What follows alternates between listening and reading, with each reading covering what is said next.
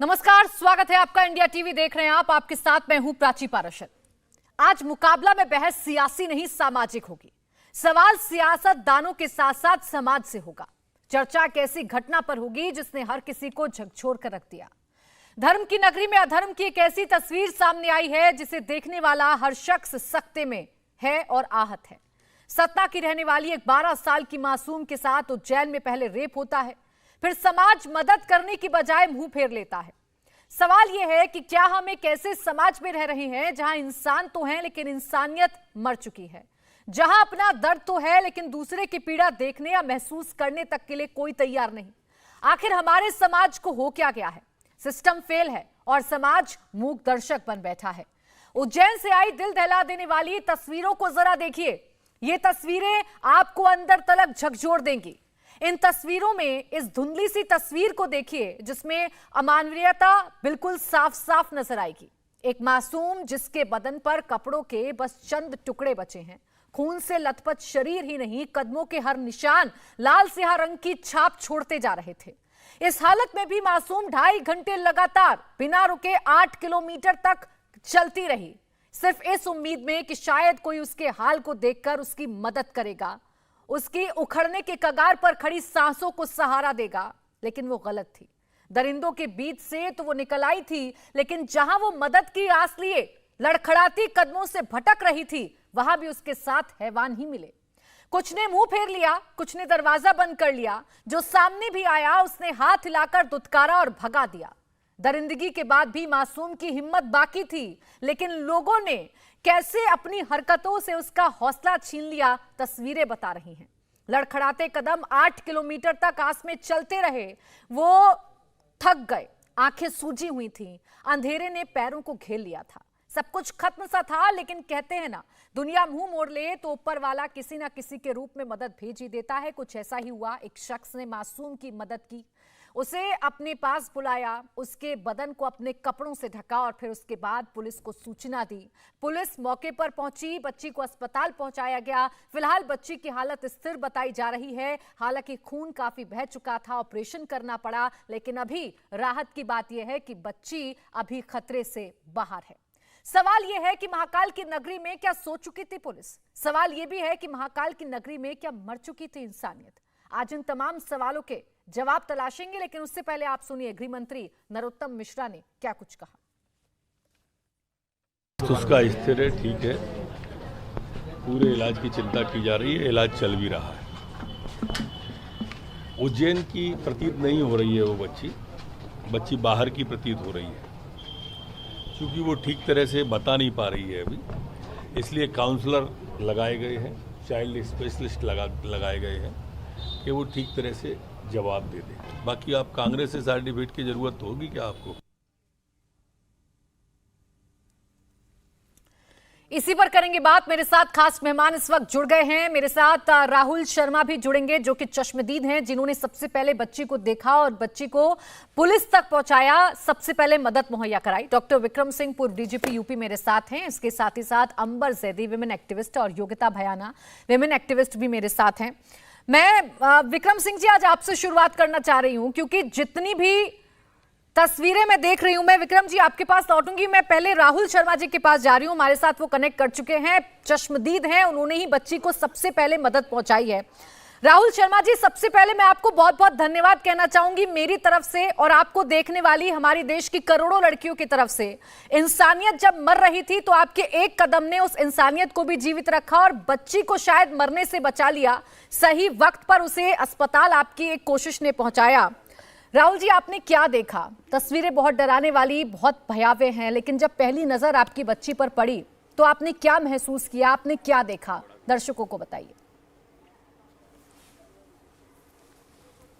25 तारीख के दिन, सोमवार के दिन प्रातःकाल 9:26 पर मैं अपने आश्रम से बाहर कहीं अपने इमरजेंसी एक मीटिंग में शामिल होने के लिए आश्रम से बाहर जा रहा था। जैसे ही मैं गेट तक पहुंचा, मेरे आश्रम से पश्चिम की ओर से, आश्रम के मेन गेट से पश्चिम की ओर से एक नग्न अवस्था में बालिका को आते हुए देखा, जिसने नीचे कोई वस्त्र धारण नहीं किया था। ऊपर भी जो वस्त्र उसने धारण कर रखा था, ऐसा लग रहा था मानो जैसे उसने कहीं से उठा करके पहना हो। मेरी आंखों से देखा ना गया, मैंने तुरंत ही, जो आप लोग लाइव में देख रहे हैं, मैंने ऊपरी वस्त्र धारण कर रखा है, ऐसे मैंने शॉल धारण कर रखी थी। तुरंत ही वह शॉल उस बालिका के हाथ में दी मैंने। उसने अपने हाथों से जो अंग उसके वस्त्र विहीन थे, उन अंगों को उस वस्त्र से उस बालिका ने ढके। मैं अपने वाहन से तुरंत नीचे उतर करके बिना सोचे विचारे वहाँ खड़ा रहा। एक्चुअली मुझे क्या, इमरजेंसी एक मीटिंग में शामिल होना था। उसके पश्चात भी मैंने सारे कार्य को स्थगित करके वहीं खड़ा रहना उचित समझा और उस बालिका से मैंने कुछ बातें करी जो इस प्रकार है। मैंने बालिका से पहला ये प्रश्न किया कि यह दुर्दशा किन दुष्टों ने तुम्हारे साथ की है, ऐसा उस बालिका से मैंने प्रश्न किया। दूसरा मैंने प्रश्न किया कि तुम्हें यहाँ कौन छोड़ करके गया है, वह तुम्हारे माता पिता कहाँ हैं। बालिका सारे प्रश्नों के उत्तरों में वह मौन ही रही, कुछ भी नहीं बोल पाई। कुछ बोल भी रही थी तो मैं समझ नहीं पा रहा था।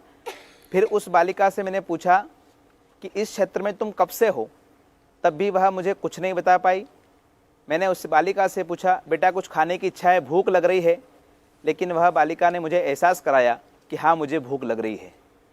मैंने तुरंत ही अपने आश्रम के विद्यार्थी से कहा कि बालिका के खाने के लिए कोई प्रबंध किया जाए। मेरे आश्रम में स्वल्पाहार में जो व्यवस्था थी तुरंत उस बालिका को प्रोवाइड कराई गई और उस बालिका ने चाय भी पी, पानी भी पिया और बहुत डरी हुई सी लग रही थी मानो, और बहुत थकी हुई सी लग रही थी। आंखें पूरी स्वेलिंग से भरी हुई थी, पाँव में ब्लडिंग हो रही थी, आंखों से यह दुख देखा नहीं जा रहा था।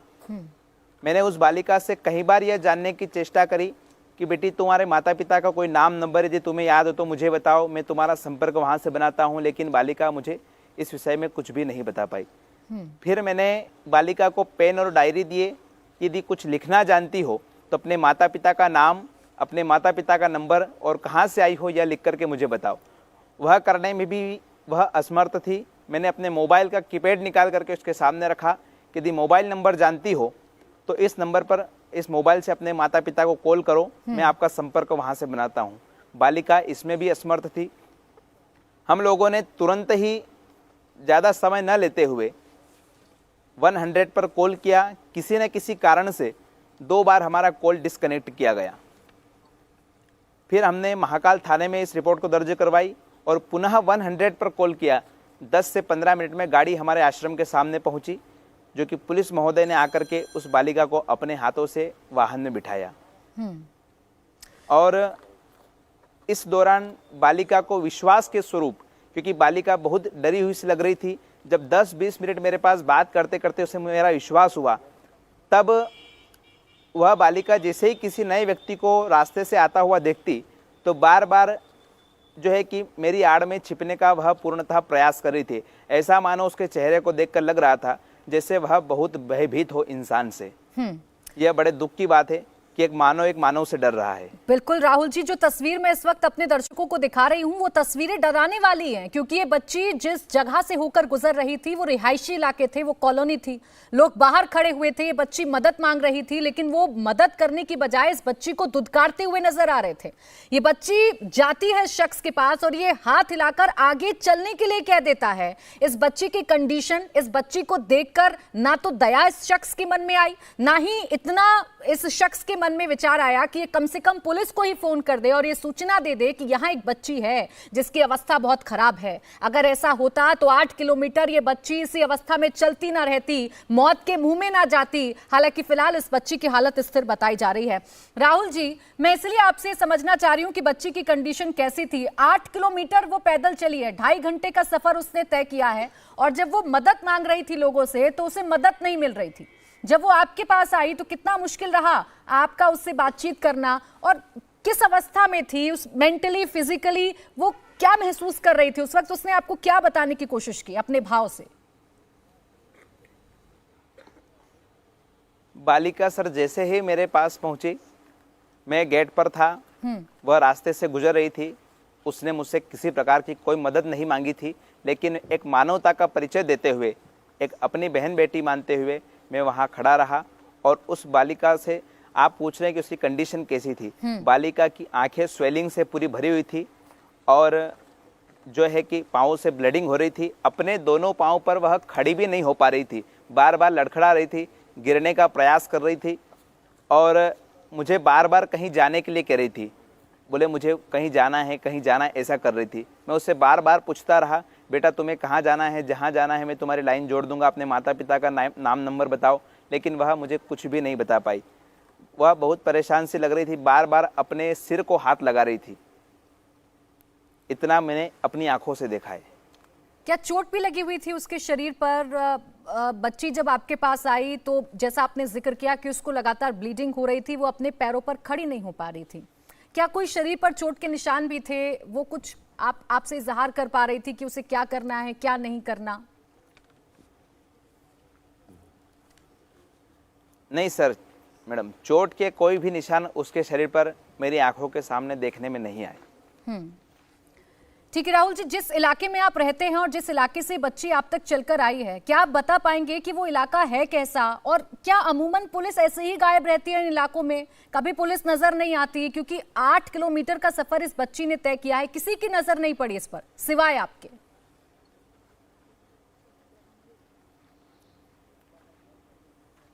इस बच्ची के ऊपर दृष्टि तो कई लोगों की पड़ी, पर उन लोगों ने मानवता का परिचय न देते हुए उस बच्ची के साथ कई प्रकार का दुर्व्यवहार किया, उसे आगे जाने के लिए कहा, उसके लिए किसी प्रकार की मदद नहीं की। क्योंकि कई घरों से के सामने से गुजरती हुई बालिका यहाँ तक पहुँची है, क्योंकि जहाँ हमारा स्थान है यहाँ 1 किलोमीटर के दायरे में कोई भी आसपास घर इत्यादि नहीं है, लेकिन जहाँ से वो आई है उस क्षेत्र में कम से कम 2000 मकान हैं, कई होटलें हैं, कई सार्वजनिक स्थान है, और एक जो है कि यातायात का रोड भी है। कई वाहनों के सामने से वो बालिका गुजरी होगी, लेकिन किसी ने उसकी मदद नहीं की। और वह बालिका इस एकांत, क्योंकि यह जो हमारा इलाका है थोड़ा एकांत एरिया है, यहाँ किसी प्रकार की उसको मदद नहीं मिली, और भगवान की महाकाल की कृपा से हो सकता संभवतः परमात्मा की कोई कृपा होगी, जिसके कारण उसका आश्रम के सामने आना हुआ और मेरा बाहर जाना हुआ। यदि 2 मिनट का समय विलंब होता तो लगता कि बालिका आश्रम से बाहर, आश्रम की जो है कि बाउंड्री से बाहर हो जाती। बिल्कुल, और जैसे उसकी हालत थी, क्या होता उसके साथ, शायद इसका अंदाजा लगा पाना भी बहुत मुश्किल है। डॉक्टर विक्रम सिंह जी, आप सुन रहे हैं जो राहुल शर्मा कह रहे हैं, और उन इलाकों की तस्वीरें भी मैं लगातार दिखा रही हूँ जिन इलाकों से होकर ये बच्ची गुजरी है। रिहायशी इलाके भी हैं, वो बाजार का इलाका भी है, वो हाईवे भी है। ऐसे वक्त में पुलिस करती क्या है? वो भी ऐसी जगह जो कि महाकाल की नगरी है, जहां टूरिस्ट आते हैं, जहां पुलिस की मुस्तैदी ज्यादा से ज्यादा होनी चाहिए, वहां पुलिस सोती रही 2.5 घंटे तक, कोई जानकारी नहीं मिली पुलिस को। प्राची जी, सर्वप्रथम राहुल शर्मा जी को प्रणाम, उसके कुल और वंश को प्रणाम, उनके माता पिता को प्रणाम। आप सही कह रही, सही निष्कर्ष। राहुल जी ने एक बिंदु और उठाया था कि 2 बार उन्होंने 100 नंबर कॉल किया, उन्होंने कहा कट गए। कट नहीं गए, काट दिए गए। या जो भी व्यवस्था थी, मैं इसकी भर्त्सना और निंदा करता हूं कि एक तो किसी ने कॉल नहीं किया, जब कॉल किया तो उठाया क्यों नहीं। मैं उम्मीद करता हूं कि हालांकि पुलिस का जो रिस्पांस राहुल शर्मा जी के फोन के बाद था वो अच्छा था, लेकिन फोन कटा कैसे, मिला कैसे नहीं। लेकिन 8 किलोमीटर लंबे रास्ते में चलना और पुलिस का हस्तक्षेप न करना, और वो भी उज्जैन ऐसी महत्वपूर्ण नगर में, अत्यंत आपत्तिजनक और चिंता का विषय है। यहां चप्पे चप्पे पर कम से कम सीसीटीवी सर्वेलेंस ऐसी होनी चाहिए थी कि अगर इस प्रकार की जघन्य घटना हो रही है या हुई है तो कम से कम पुलिस उसमें सीधा हस्तक्षेप कर सके। आज सीसीटीवी एनेबल्ड ऐसे होते हैं टेक्नोलॉजी से, आईटी से, कि अगर ऐसा कोई भी जघन्य का अपराध होता है तो पुलिस कंट्रोल रूम को इसकी सूचना स्वतः स्वप्रेरणा से आ जाती है। स्वप्रेरणा से पुलिस रीइंफोर्समेंट पेट्रोल कार वहां पहुंच सकते हैं, पहुंचने चाहिए थे। इतने महत्वपूर्ण नगर में अगर इस तरीके की दरिंदगी और इस तरीके का अत्याचार, अनाचार, दुराचार, व्याभिचार हुआ, पुलिस ने हस्तक्षेप नहीं किया। 2.5 घंटे तक एक बच्ची, हम सबकी बच्चियां हैं, अगर उसके साथ ये हुआ तो ये अत्यंत दुर्भाग्यपूर्ण कहूंगा, अत्यंत भर्त्सना के योग्य है। और जिन जिन के घर के सामने से बच्ची गुजरी और उन्होंने सहायता नहीं की, उनको भी कम से कम अगर कुछ नहीं कर सकते थे 100 नंबर डायल कर सकते थे। अगर वो भी आवश्यक नहीं समझा तो प्राची जी, मैं समझता हूं कि उनको भी आज, जैसे राहुल शर्मा जी ने अपने कुल और वंश को अमर कर लिया, उनके लिए भी ये भर्त्सना और आत्मचिंतन का समय है कि उन्होंने अपने आप को और अपने कुल और वंश और मर्यादा को क्यों कलंकित किया। क्योंकि ये जो पाप बोध है ये जीवन पर्यंत उनको छोड़ने वाला नहीं है। एक छोटी सी बात थी, उस बच्ची को अंग वस्त्र दे सकते थे, उस बच्ची को फोन करके पुलिस की मदद दिला सकते थे, जो राहुल शर्मा जी ने कर दिया। वो तो छोड़ दीजिए, अपने दुत्कार के भगा देना। इस पाशविक निर्जीव और पत्थर हृदय का जो व्यवहार था इसकी मैं निंदा करता हूं, प्रत्येक नागरिक करता हूं। आप कुछ न कर सकें, इतना कर ले, ये पुलिस की हेल्पलाइन है, 1090 है, 100 है, इतना तो कर ले। लेकिन अगर हम वो भी नहीं कर सकते हैं तो अंतर्मंथन करें कि आपको क्या सभ्य समाज में रहने के आप योग्य हैं भी कि नहीं है। प्राची जी को सबक लेना होगा, पुलिस को भी और प्रत्यक्षदर्शी को भी। मैं मूक दर्शक कहूंगा, प्रत्यक्षदर्शी नहीं, मूक दर्शकों को भी सबक लेना बिल्कुल होगा। विक्रम सिंह जी, वो तीखे सवाल हैं, चुभने वाले सवाल हैं, और इन सवालों को पूछते हुए दुख भी होता है कि कैसे समाज का निर्माण हम कर रहे हैं। योगिता जी, उस बच्ची का कसूरवार सिर्फ वो दरिंदा नहीं है जिसने उसके साथ ये जघन्य अपराध किया है। इस बच्ची के कसूरवार वो पुलिस भी है जो 2.5 घंटे तक सोती रही, वो समाज भी है जो उसकी ऐसी हालत देखकर उसे दुत्कारता रहा, आगे बढ़ने की तरफ इशारा करता रहा। लेकिन किसी ने ये नहीं सोचा कि इस बच्ची के साथ अगर इतना सब कुछ हुआ है तो इसे कम से कम अपने पास बुलाकर कपड़े ही दे दें, पुलिस को फोन ही कर दें, जानकारी दे दें कि हाँ बच्ची की हालत बहुत खराब है, आ जाइए। सब उसे दुत्कार रहे थे, कोई उसे मानसिक विक्षिप्त बता रहा था।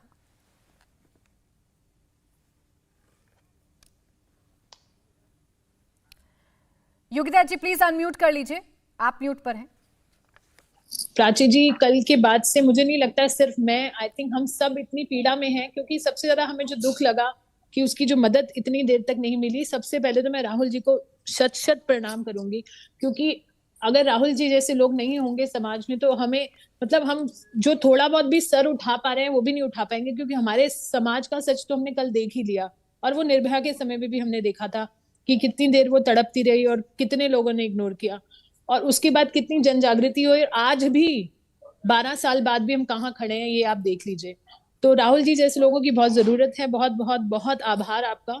और मैं क्या बोलूं, मेरे पास शब्दों की कमी है। बट जब वो इतना उन्होंने कष्टदायक, उस बच्ची ने ये इतना चली वो, तो क्या कोई एक पुलिस की पेट्रोलिंग भी नहीं थी वहां पर? समाज तो एक निकम्मा समाज था, वो भी देवभूमि पर, जहां पर लोग मतलब दर्शन करने जाते हैं, जहां पर लोग आस्था का लेके जाते हैं कि प्रतीक महाकाल का दर्शन करने जाते हैं, उसके 2-3 किलोमीटर के रेडियस में वो बच्ची के साथ ऐसा हो जाता है और उसको कोई मदद नहीं करता। हम कौन से समाज में हैं? कितना मतलब आयरनी है हमारे देश की, जहाँ देवियों को पूजते हैं, जहाँ नवरात्रे होते हैं, वहां ये हाल है हमारी बच्ची का जो देवी का प्रतीक है, और उसके बाद हम बड़ी बड़ी बातें करते हैं। तो मुझे लगता है समाज का तो आईना है।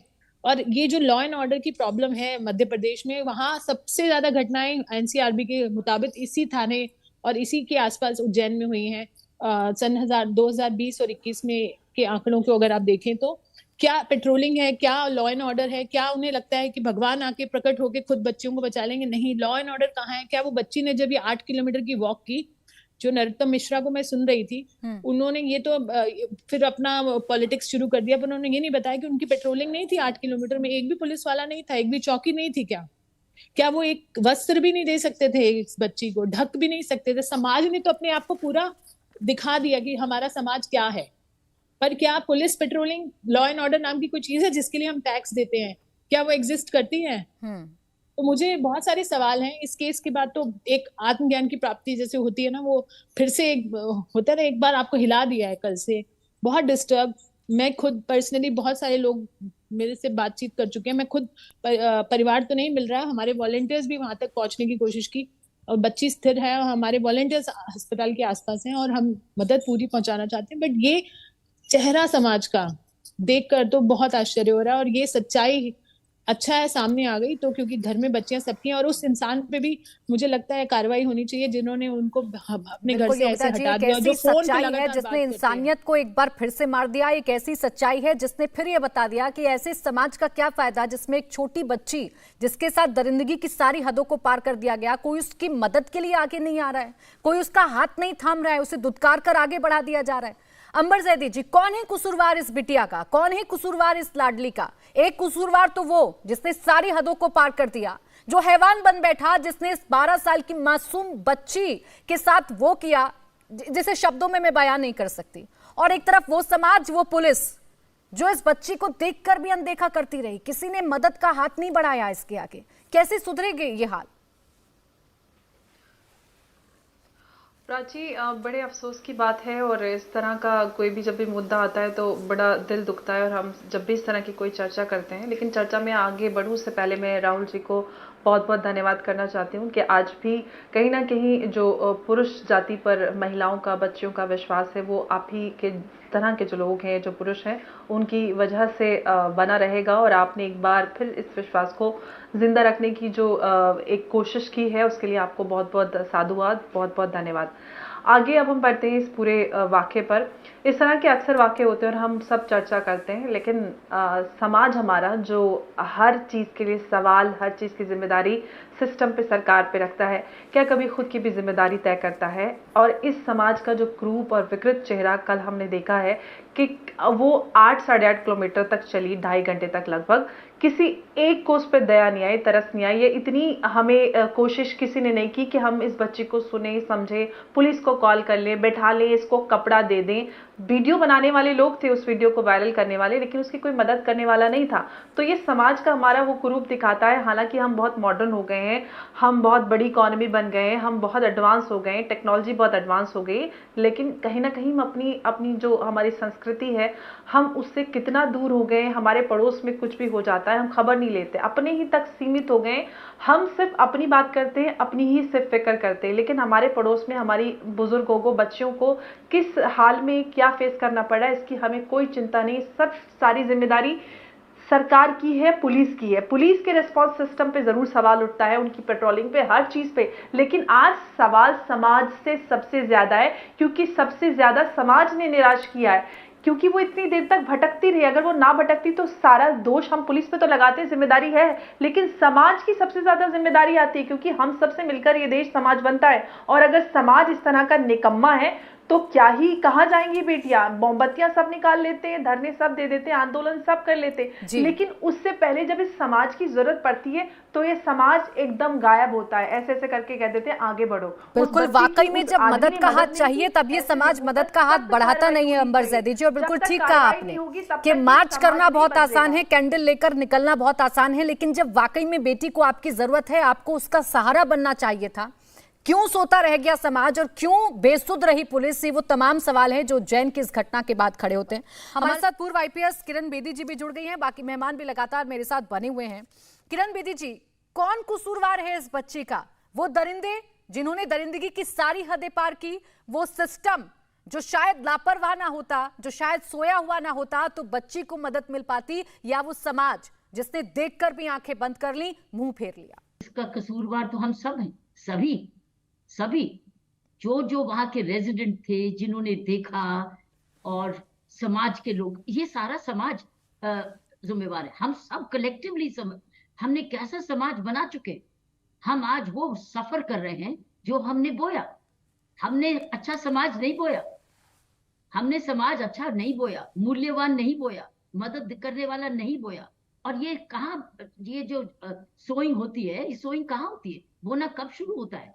जब हम छोटे होते हैं, जब हम बचपन होता है और हम सीखते हैं, स्कूलों में सीखते हैं दूसरे की मदद करना, दूसरे की सेवा करना। अपने मूल्य तब सीखते हैं, माँ बाप से सीखते हैं, अपने टीचर से सीखते हैं, और कहीं से नहीं सीखते। तो कसूरवार ये है हमारे घर, और समाज तो बनता है अपने घरों से।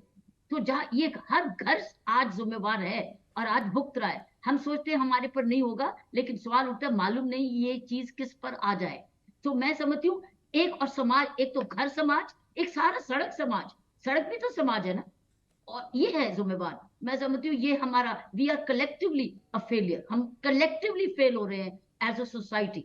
एक समाज में एक कलेक्टिव फेलियर हो ही जा रहा है, और हम समझ नहीं रहे कि ये शुरुआत कहाँ से है। शुरुआत है हर घर से, क्योंकि घरों का समूह ही गांव बनाता है, गांव का समूह ही शहर बनाता है। तो घर में, और हर घर में माँ है, हर घर में डैडी, माँ है, बाप है, बड़े हैं, बुजुर्ग हैं। ये सब जिम्मेवार हैं जिन्होंने ये शिक्षा नहीं दी। और उसके बाद स्कूलों में, लेकिन ये बच्ची इतनी छोटी है कि ये इसको कौन समझाएगा। लेकिन वो उसको वो सफर कर गई। मैं ये कहूंगी कि हम कलेक्टिवली फेलियर होते जा रहे हैं, और हम नहीं समझ रहे। हम पेरेंटिंग नहीं सिखा रहे। हम माँ बाप को समझते हैं कि उनका बच्चा पैदा करना अधिकार है, या उनका ये नेचर है, लेकिन पैदा करके जिम्मेवारी तो शुरू होती है। पैदा कर दिया, लेकिन कैसा इंसान बनाया? कैसा नालायक इंसान बनाया या समझदार बनाया? तो मैं ये कहूंगी ये कलेक्टिव फेलियर।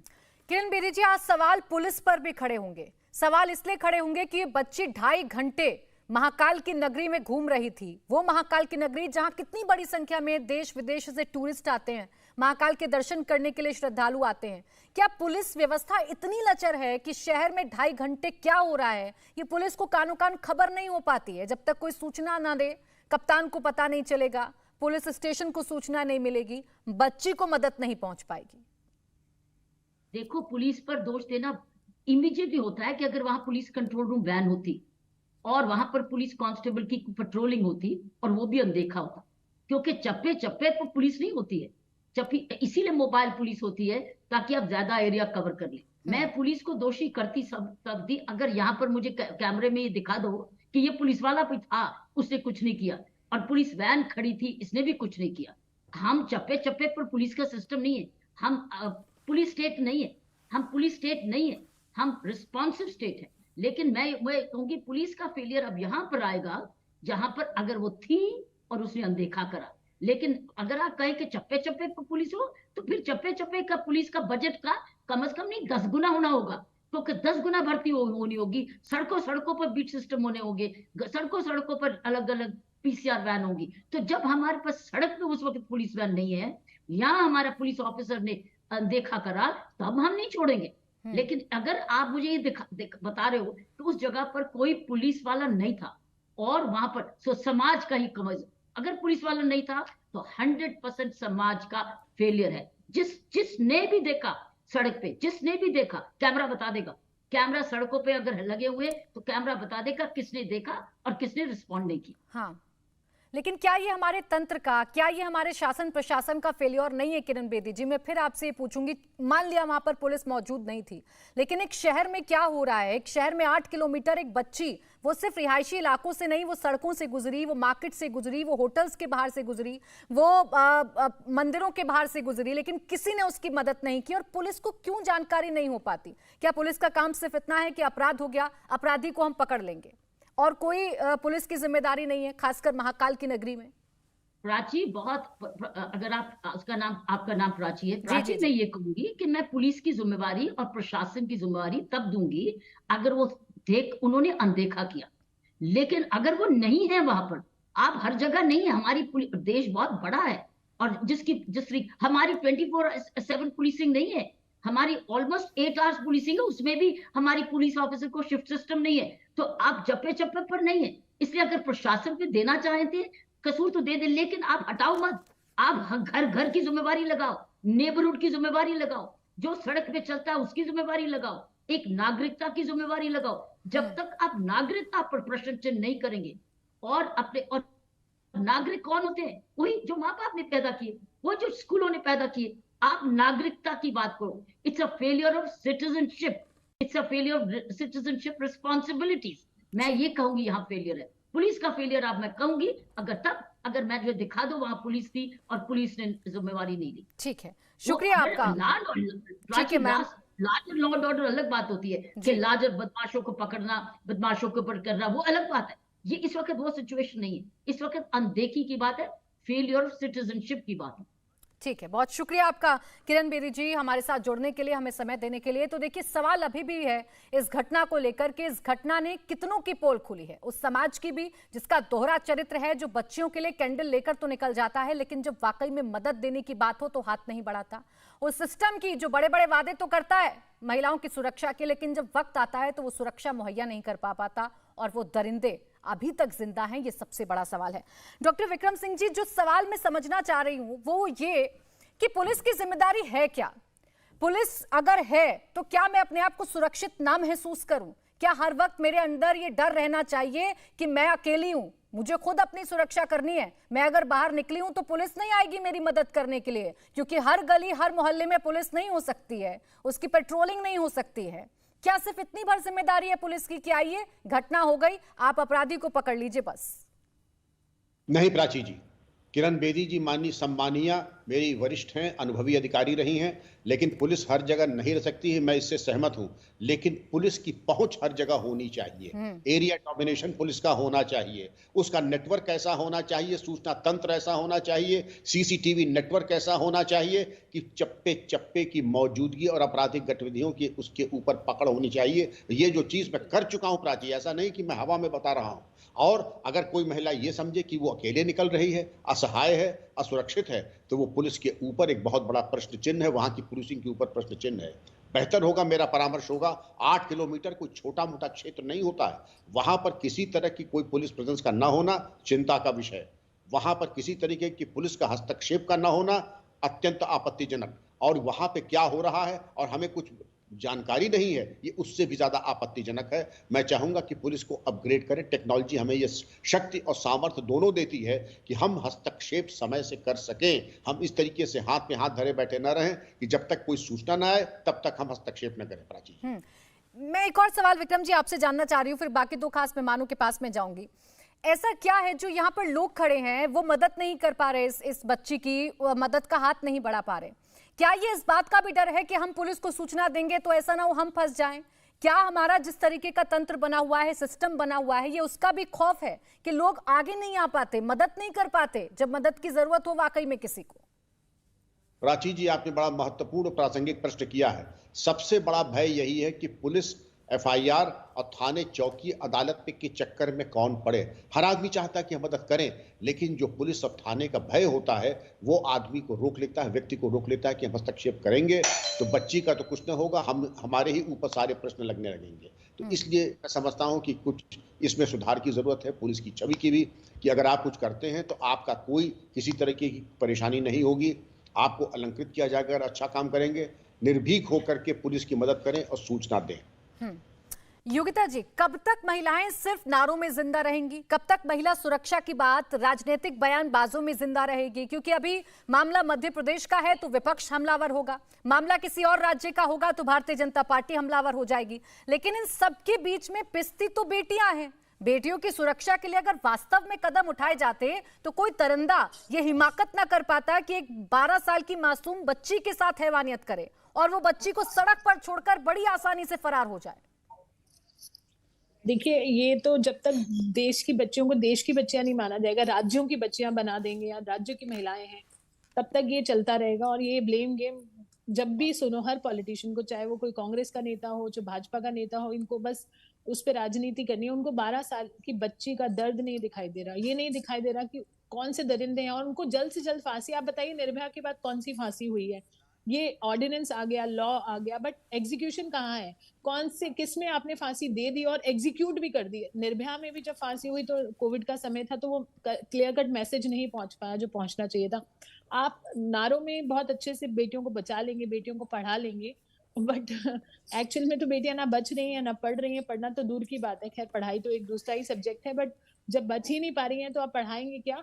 दूसरा, ये अभी मैं किरण जी को भी सुन रही थी कि क्यों नहीं, एक तो ये सिटी है और दिन की घटना है, दिन में अगर एक भी पेट्रोलिंग नहीं है अगर, तो लॉ एंड ऑर्डर का कंप्लीट फेलियर है। इसमें आप ये नहीं कह सकते सिर्फ सिटीजन तो है ही, मैंने जैसा पहले बोला, तो बिल्कुल विक्रम जी की बात बिल्कुल सही है कि इसमें पुलिस को कटघरे में लेना पड़ेगा और लेना ही चाहिए। और बच्चियों को बचाने का दायित्व किसका है? अकाउंटेबिलिटी फिक्स हो तभी बच्चियां बचेंगी, नहीं तो इस तरह से तो कुछ हो ही नहीं पाएगा।